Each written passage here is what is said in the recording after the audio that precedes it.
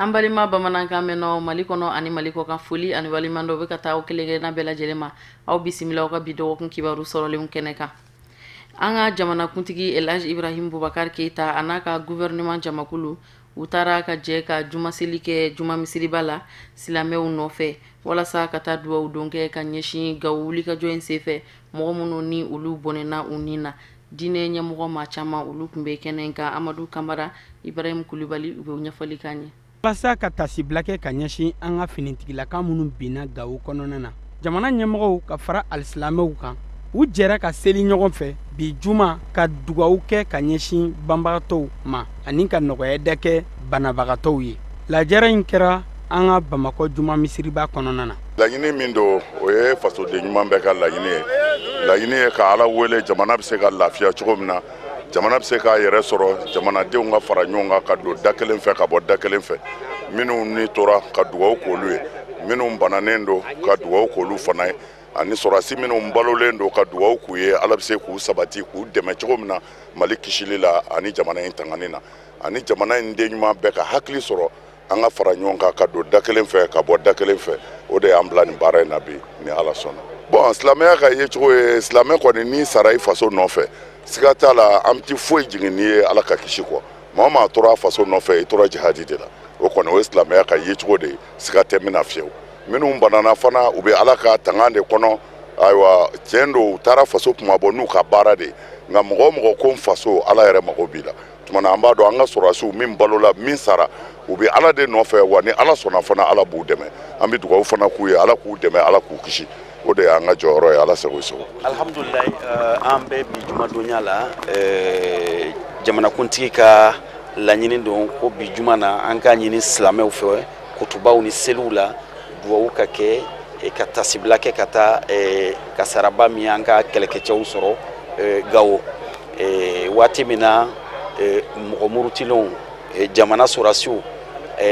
b'a ɲini ka fara ɲɔgɔn kan ka kɛ kelen ye yaasa ka na ni basigi ye kɔrɔyanfɛla la. Donc juguw nana mugu jugu don ni ɲɔgɔn cɛ a kasara bonyana, mais jamanakuntigi y'a ɲini an ka seli misiri kɔnɔ bi ka Ala deli fɛn fɛn ka di Ala ye o de bɛ kɛ. Donc an ka Ala deli a ka hinɛ banbagatɔw la, ka kɛnɛya segin banabaatɔw ma, ka limaniya dɔ di anw fana ma. Halisa an ka limaniya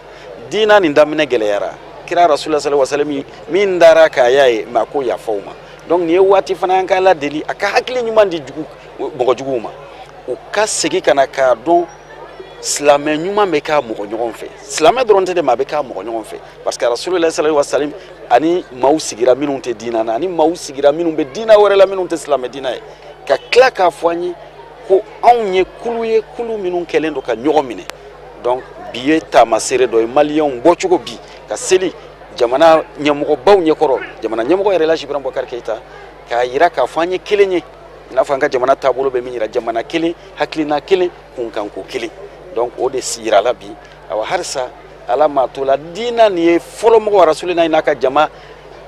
fanga min d'u ma ka se juguya la k'a kun fo ka tila ka yafaw ma don min maga minɛna. Ala ko o limaniya d'an ma, an ka se ka juguw kɛlɛ, ka se ka to an danbe la k'a sɔrɔ an ma bɔ an cogoya la, ka tila k'u lana k'u lasɔn diina nin ma. Bari diina nin ye de ka kɛ ɲɔgɔn fɛ, ka yafa ɲɔgɔn ma, ka ɲɔgɔn ka hɛrɛ ɲini. Maaba minnu jɛra ka fara ɲɔgɔn kan ka dugawu kɛ ka ɲɛsin banbagatɔ ninnu ma. Jɛ ka seli in senfɛ an karamɔgɔ Sayid Sherif Usman Madani Haidara n'ale ye Mali alisilamɛw ka farankan jɛkulu n'o ye leader spirituel musulman du Mali o ɲɛmaaba ye, a y'a ɲini ko bɛɛ lajɛlen ka dugawu kɛ ni maa ninnu ye n'o ye finitigilakaw ye. Bari sabula ko u tora jamana kumabɔli de senfɛ, wa u ye dugawu don kɛ ko Ala ka bɛn ani kelenya Ala ko sabati Mali kɔnɔna na. Maliyɛnw an ka bɛn dɔrɔn, foyi tɛ se ka Mali bɔ bolo la ni kelenya tɛ. N'an ye ɲɔgɔn minɛ ka ɲɔgɔn tɛgɛ minɛ jugu tɛ se, mais n'an banna ɲɔgɔn na an bɛɛ bɛ tila ka nimisa. Bɛnbaliya bi yɔrɔ o yɔrɔ Ala ka dɛmɛ tɛ yen, Ala ka dɛmɛ bi bɛn dɔrɔn de la. Ala k'an bɛn, an bɛ dugawu k'o de la. Ala kira bonya sɔlila ala rasul. An bɛ aw ladɔnniya k'a fɔ ko Mali alisilamɛw ka fara jamana ɲɛmɔgɔw kan u ye tasibila kɛ ka ɲɛsin maa minnu tora faso la kanani senfɛ, k'a ɲini Ala fɛ Ala ka u dayɔrɔ sumaya ka kɛɲɛ ni gɛlɛya in bonyali ye. Jamana ɲɛmɔgɔ Ibrahim Boubacar Keita a ye tile 3 sangabodan sigi ka ɲɛsin banbagatɔ ninnu ma. k'a ɲini jamana kɔnɔden bɛɛ lajɛlen fɛ ko bɛɛ ka dugawu kɛ ninnu ye.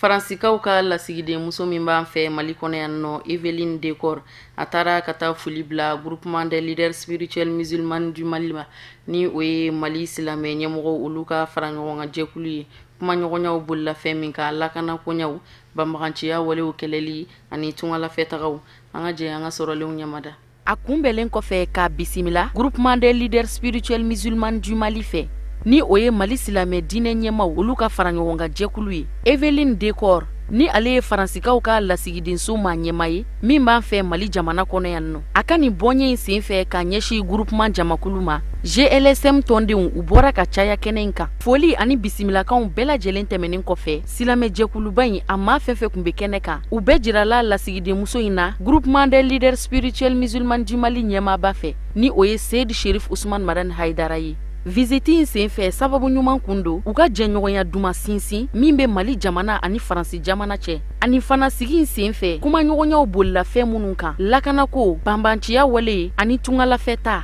An nisɔndiyalen bɛ foli kɛ parce que ani Faransi ambassadeur an sigira bi ka kuma ni ale maa kura don a nana jamana in kɔnɔ donc sommet tɛmɛna dɔrɔn a nana pour que ani diinɛmɔgɔw ka sigi groupement ɲɛmɔgɔw ka sigi an ka kuma jamana bibi na bɛɛ b'a dɔn Faransi jɔyɔrɔ min b'a bolo Mali la ka kuma o jɔyɔrɔw kan ka kuma an yɛrɛ hakilina ye mun ye donc min y'an nisɔndiya surtout an ye question bɛɛ fɔ an kumana fɛn bɛɛ kan immigration kan Faransi kan ka mun kɛ an yɛrɛ bolo Faransi tɛ ka mun kɛ donc vraiment a y'an lamɛn an hakilila nin ko in bɛ kɛ don nataw la ni tiɲɛ bɛ fɔ ɲɔgɔn ye tan a b'a to kow bɛ taa ɲɛfɛ ni Ala sɔnna a ma an jigi b'o kan quoi. Faransikaw ka ni lasigiden muso min b'an fɛ Mali kɔnɔ yan nɔ a y'a jira k'a fɔ ale bolo don kuma baara la ka na bila bi la n'i y'a ye ale bi ale ma se ka na nin bɔɲɛ in kɛ ka ɲɛsin silamɛya diinɛ maa ɲɛmaw ma o kun tɛ dɔwɛrɛ ye fo n'a kɛra labɛnba min kun bɛ sen na ka kɔn farafina ani Faransika lajɛrɛ belebele ɲɛ. Vraiment ni visite a diyara ye Faransi lasigiden kura min b'an ka jamana kɔnɔ ale ye baara daminɛ a ma mɛn a ye an contacté a bi dɔgɔkun 2 bɔ n b'a fɛ ka groupement ye n'o kɛra ni sommet baaraw ye an y'a to u ka bɔ senkɔrɔ a ka baara bolo da kɔnɔ yanni a ka sen don baaraw la structure ba minnu bɛ diinɛ kunda a b'a fɛ a n'u ka sigi ka kuma surtout groupement de leaders hakilina minnu b'an na surtout jamana bɛ problème minnu kɔnɔ bi n'o ye radicalisme niveau ye n'o ye lutte contre terrorisme ye n'o ye réconciliation n'o ye accord de paix ninnu ye pour que ka groupement ka expérience lajɛ an ye effort ni cɛsiri minnu kɛra na groupement ɲɛmɔgɔ ka bonya n'a ka karama section sɔn ka da Haidara depuis 2012 fo bi pour que ka b'olu kalama ani agenda ni programme kɔrɔ minnu b'an bolo o hakilila kɛlenw na ka taga ɲɛfɛ Mali kɔnɔ ani sous région kɔnɔna na bon ka ca ala fɛ an kumana sujet fɛn fɛn kan a y'a sɔrɔ groupement ye fɛn caman k'o la ani an ka gouvernement yɛrɛ ani partenaire wɛrɛw donc tɔ wɛrɛ minnu bɛ yen an bɛna se ka jɛ ka olu kɛ ɲɔgɔn fɛ cogo min barow bolilaw de kan ka na k'an dɔn an fana k'a dɔn ani ka baara ɲɔgɔnya dayɛlɛ an n'a ni ɲɔgɔn cɛ don nataw la o de tun ye objectif ye. Kabiri ni lawale a ka ca san caman ye badenya teriya ani dɛmɛɲɔgɔnya sira o de bɛ ni jamana fila ninnu ni ɲɔgɔn cɛ ni o ye Mali ani Faransi jamana ye o kama a ka kan cogoya bɛɛ lajɛlen na n'a ma ɲɛ k'a fɔ Mali jamana silamɛya diinɛ de fanga ka bon a kɔnɔ bawo n'i ye Mali jamana kɔnɔna ta k'a lajɛ i b'a ye k'a fɔ mɔgɔ minnu bɛ silamɛya diinɛ kɔnɔ o ka ca ni diinɛ wɛrɛ mɔgɔw ye o kama silamɛya diinɛ maa ɲɛmaw u jɔdaba de bɛ o teriya duman in sinsin ni baaraw la. Groupement des leaders spirituels musulmans du Mali Mali silamɛ diinɛ maa ɲɛmaw ka fara ɲɔgɔn kan jɛkulu u ye Eveline Decor ka nin bonya in fo kosɛbɛ wa ko a bɛnna u ma Faransikaw ka lasigiden muso a ka na badenya bɔɲɛ ani kelenɲɔgɔnya bɔɲɛ ta ka ɲɛsin u ma. Mali ministre min ka cɛw bɛnnen don usine ko ma a ye kɛnɛ dɔ sigi sen kan Centre May Eva la tarata tɛmɛni walasa ka walawalali kɛ a ka ministriso a bange furadama ni san cɛ a sera ka baara minnu dangɛnɛmaya ka walawalali kɛ olu bɛɛ lajɛlen ko kun kan Amadou Kamara Ibrahim Kulubali. Ministriso min ka ca bɛnnen bɛ bamayɛlɛmali ma ministre de l'industrialisation a ye nin kunnafoni di kɛnɛ in sigi yaasa ka kunnafonidilaw k'u ladɔnniya a ka baarakɛtaw a n'a ka baarakɛlenw kan k'a daminɛ a biladon sen kan ka na bila fɔ an bɛ don min na i ko bi. Bon an y'a fɔ sisan n'i y'a jateminɛ sisan so joli sira joli pont joliw bɛ yen nɔ donc an sera ka ciment usine 2 sɔrɔ sisan k'o jɔ donc a ma se an ka taa ciment ta jamana wɛrɛ la ka na a ma se ka san yan nɔ Mali la donc sabanan fana bɛ sen na donc o ye kelen ye et puis an b'a lajɛ sisan an ka usine minnu bɛ tulu dilan o usine ka se ka matière première sɔrɔ pour que an bɛ tulu min ta Mali la ka tulu min dun Mali la bɛɛ ka dilan Mali la mais a ka dilan a dilan cogo la pour que a dilanni a ka kɛ normal la a kana se ka mɔgɔw bana parce que ni tulu ma dilan ka ɲɛ a bɛ se ka na ni kasaraw ye.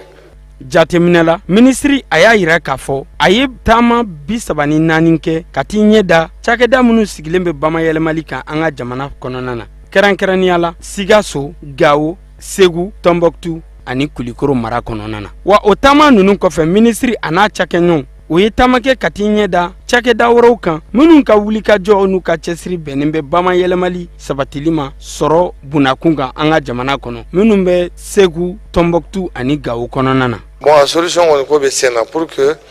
an ka se ka an ka fɛnw dilanna min dilanna Mali la o de ka se ka feere Mali la donc o baara o ko bɛ sen na. Awɔ n y'o fɔ INPP b'o la dɔ wɛrɛ b'o la n ko an bɛ k'a lajɛ sisan pour que a ka se ka wuli ka kɛ Mali intérêt la pour que a ka kɛ faso intérêt la ni dunanw bɛ yen ni mɔgɔ wɛrɛ bɛ yen ni maliyɛnw bɛ yen minnu bɛ fɛ ka intéressé o la an n'olu bɛɛ baara la an n'u bɛɛ bɛ baara la sisan wa n'Ala sɔnna a tɛ mɛn an b'o kibaruya d'a ma. Non, gɛlɛyaba t'a la mais sisan a fɔra ko usine ko ninnu u dira an ka ministère ma donc anw bɛ ka o baara ninnu kɛ sisan pour que an ka tɔnɔ sɔrɔ a la parce que ni usine jɔra vraiment faso bɛɛ bɛ profiter a la impôt bɛ sara baara bɛ di gestion ma jamana bɛ yiriwa donc an b'an teliya o baara fɛ sisan.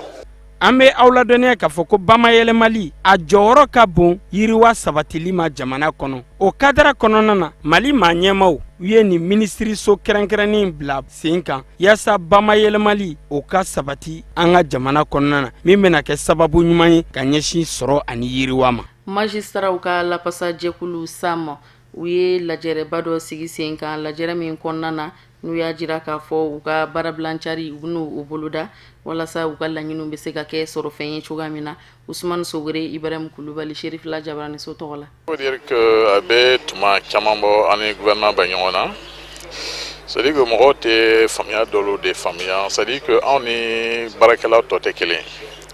Mali yɛrɛ y'o convention fɛn bɛɛ sigi ani jamana minnu bɛ an bɛɛ lamunu yan k'a yira k'a fɔ juge kan ka bila condition sugu dɔw la. Aw yɛrɛ b'a dɔn u b'a fɔ juge corrompilen don. Ni ye mɔgɔ bila baara la i b'a dɔn baara min risque dɔɔni b'a la i kan ka bila o condition fana na. Ni a tila o condition farafin jamanaw ye o condition de jateminɛ k'a fɔ juge ni fɛn dɔw ka kan a fitinin kan ka daminɛ fɛn dɔw de la an ka jamana fɛn o fɛn bɛ an lamini o bɛɛ ye seko kɛ. Alors Mali t'a la n tɛna se k'a ɲɛfɔ aw ɲɛna mais an k'a dɔn k'a fɔ a tɛ ala tilancɛ bɔ. Alors ko ka gɛlɛn dɔɔni. Alors o de y'a kɛ an kun ye tile 3 grève dan pour ka se ka ɲɔgɔn faamuya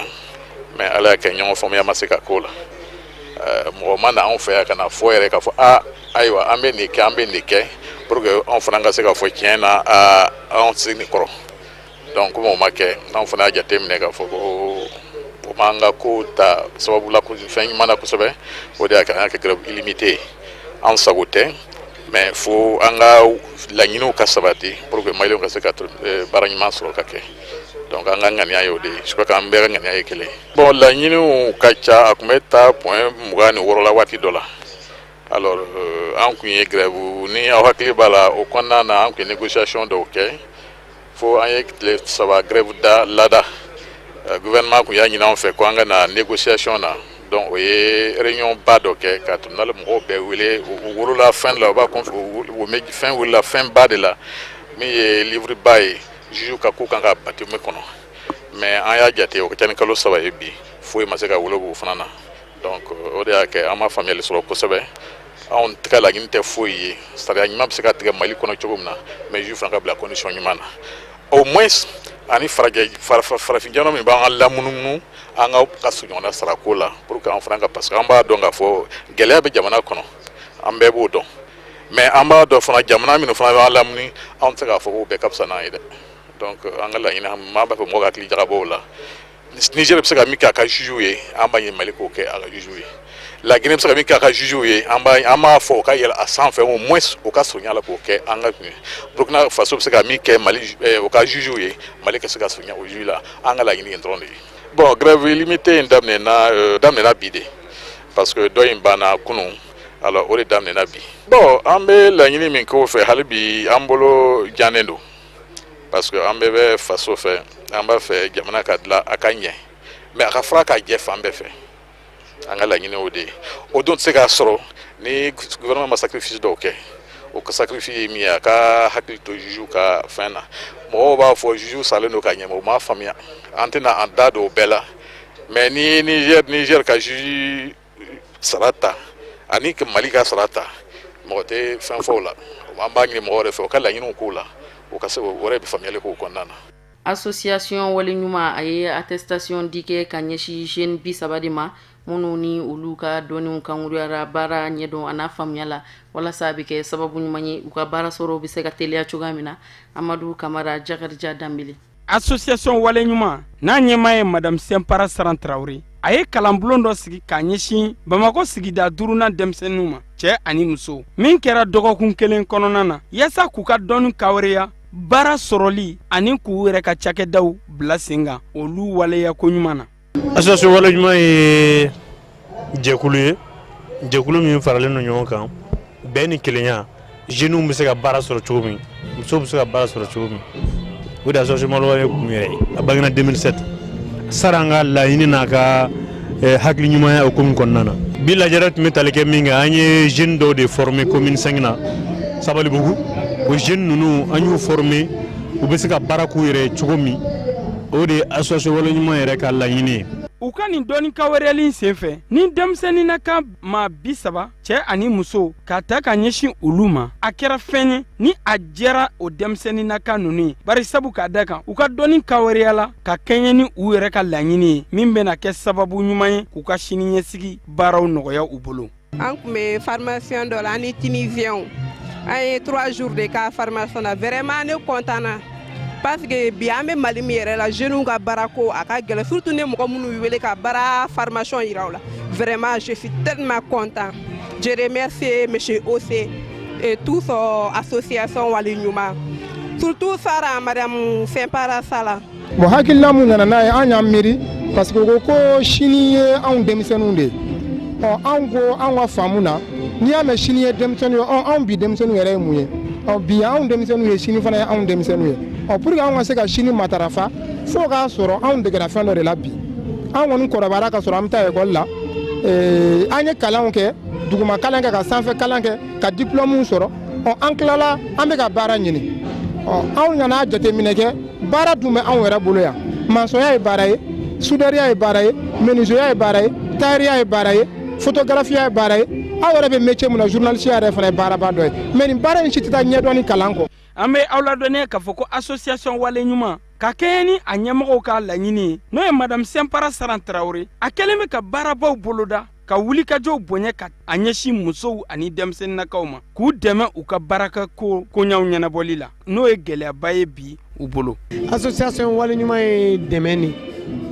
vraiment ala yɛrɛ de y'a latigɛ ne ka nin initiative sɔrɔ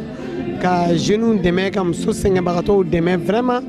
jamana kɔnɔ ni ala ye dɔɔni kalifa i ma i fɛnɛ se ye min i bɛ se ka kɛ hinɛ i mɔgɔɲɔgɔnw na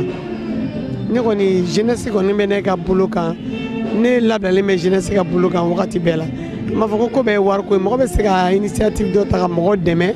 ka sɔrɔ wariko tɛ denmisɛnnin ninnu ka avenir n'i ye fɛn kɛ mɔgɔ ye ala kama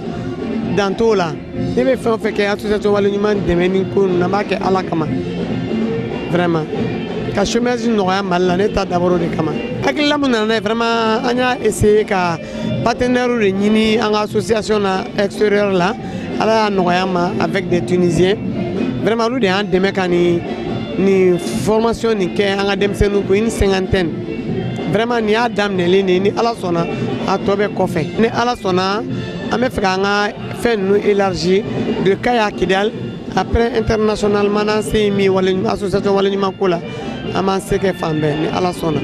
ne ka laɲini min association waleɲuman na vraiment association wɛrɛw ka adhérer an ka association na an ka jɛn an bolo ni ɲɔgɔn ma ka gɛlɛya kɛlɛ ka baarakɛbaliya kɛlɛ ka bɔ jamana kɔnɔ vraiment o de ye ne ka hakilina ye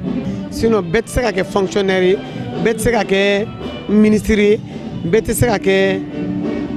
jagokɛla ye donc an ka jɛn an tɛgɛ di ɲɔgɔn ma ka denmisɛnninw bɔ baarakɛbaliya kɔnɔ o ye ne ka hakilina ye. an b'a yiraw la k'a fɔ ko association waleɲuman n'a bangena san 2000 ani san 7 a kɛlen bɛ ka Mali bɛɛ lajɛlen nabɔ an bɛ don min na ko bi a kɛlen bɛ ka wulikajɔ bonya k'a ɲɛsin Mali denmisɛnninakaw ani musolakaw ma ka sefa wari miliyɔn 25 ko labila u ka bolo kan yaasa laɲini minnu b'u fɛ olu bɛɛ lajɛlen ka sabati min bɛna kɛ hɛra ye ka ɲɛsin u ma donna nataw la an b'a fɔ ko association waleɲuman ko u k'u cɛsiri u ka wulikajɔ in fɛ n'o ye jamana ɲɛmɔgɔ yɛrɛ ka laɲini ye ka denmisɛnninakaw ani musolakaw ka baara ɲini ka d'u ma k'u dɛmɛ u ka se ka bɔ nɔgɔ la. O de bɛ dansigi an ka bi dɔgɔkun kibaru sɔrɔlenw na minnu sera ka fara ɲɔgɔn kan ka bɛn ni kuma in ye kunnafoni diso ɲɛmɔgɔyaso fɛ k'a lase aw ma aw ni ce aw ka ɲɛmadali la aw kan bɛn ni Ala sɔnn'a ma.